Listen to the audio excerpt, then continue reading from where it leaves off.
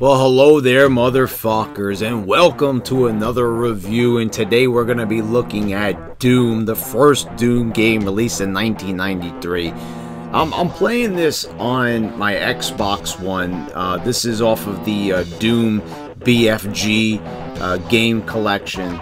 Pretty good port of the game. It handles very nicely on the Xbox controller. I also have it on PC. I bought it off of Steam, but I've always liked playing games better on the console. Such a legendary game. This game has so much history. Doom, when you hear that name, you know, well, you try not to think of the terrible movie that was released, but you think of a series that has a lot of history, a lot of fandom behind it, and it really was one of the first PC games that really created a big, huge fandom. I mean, this game was in the news, it was controversial, it was one of the first games that was heavily modded and that was done on purpose, according to the creator. This was one of the first major FPSs, first-person shooters that popularized the genre. It also introduced the element of 3D better than any game had come close to it before it. It's definitely a mature game. It definitely started bringing video games into the more adult-themed realm. I mean, we're fighting against hell demons. We're even fighting in hell. Doom is divided up into 3 episodes. The first episode, you're on Mars. You're fighting off against the invasion of these hell spawns, and then at the end of the first game, you head into hell, and then in the second and third episodes, you keep switching between hell and Mars, and it's a really interesting dynamic. But I think what really shines the most about this game is the gameplay and how simplified it is and how well it works. You know, it's not like Call of Duty now, you know, when you're, aiming up and down. No, in Doom, you're only aiming in one direction, basically.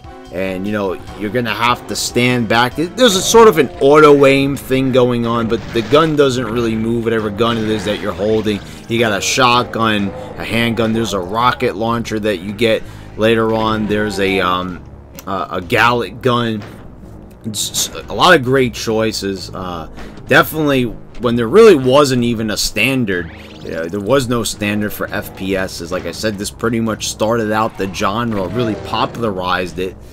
There was Castle Wolfenstein before it, but Doom Wolfenstein's a popular game, but this was like 10 times more popular, I believe. But it's so simplified, I feel like anybody could jump into it. It is a challenging game. So for this playthrough, for this review, I played on It Hurt Me Plenty, which to me, I would equate to a normal setting. But there's so much challenge. It's a game that you gotta be careful, you gotta be aware when you're traversing the numerous levels. You really have to keep an eye on your health. I wouldn't say that they're chintzy about health. I haven't played it on the higher difficulties, but there is a decent amount of health. But you will definitely notice that the further you get in this game, in the other episodes, knee deep in the dead, they're pretty generous with ammo. But I noticed in the later episodes, in the other 2 episodes, they don't give you a lot of ammo. You really gotta conserve that shit. You gotta make sure you keep an eye on it and don't waste any ammunition. You can afford to do that. You can go a little bit crazy and knee deep in the dead. That's the easiest episode by far, but the other episodes, forget about it. I mean, if you're too trigger happy, you could get downright fucked over in some of these levels. You'll have to rely on your fist, and you pretty much just might as well restart the level at that point, because you're not going to get too far just using your fists alone. It's definitely a game that has a lot of tension.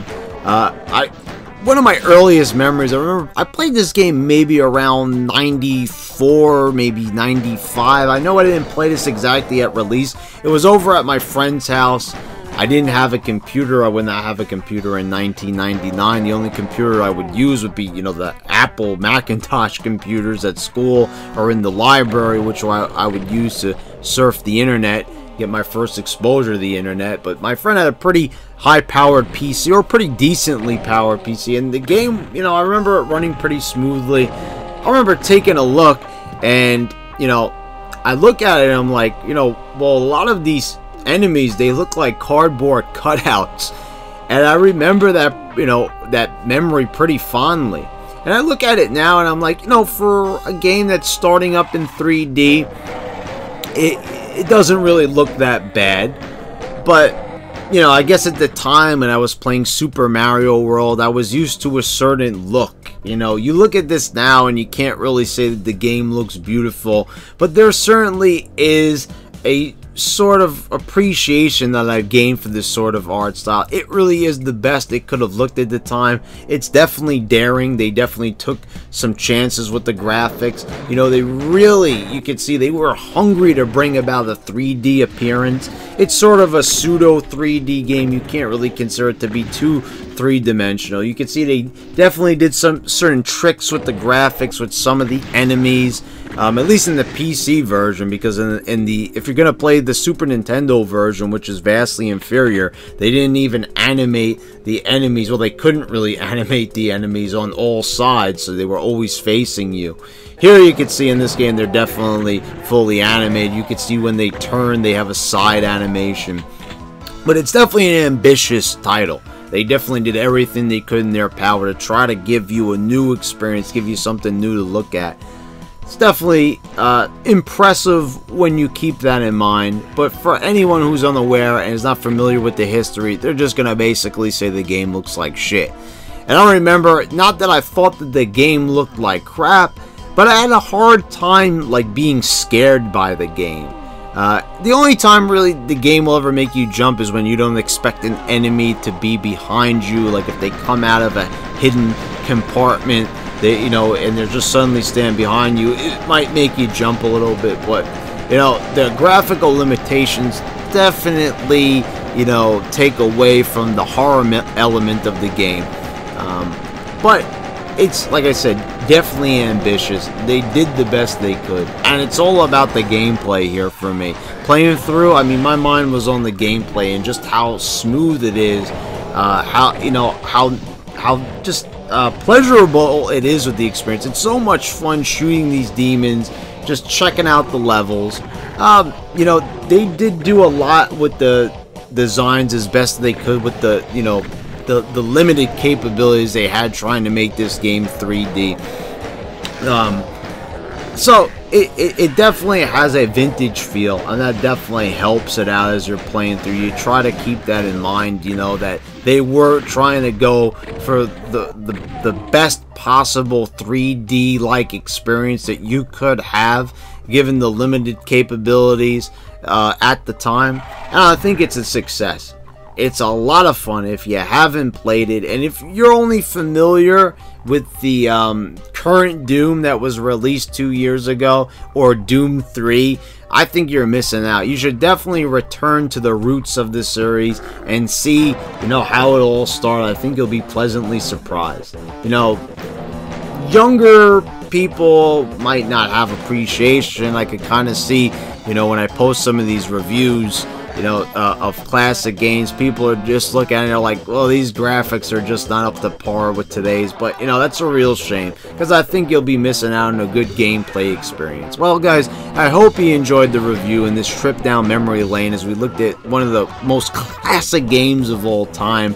Please subscribe. For everyone who is subscribed, please make sure that you still are subscribed, because, you know, YouTube definitely likes messing around with my subscriber count. That so much has been confirmed by my other subs. Definitely click the bell so you get all the notifications when I post all my new videos. Check out some of the other videos I have posted here, and I hope you all enjoyed the review, guys. Until next time.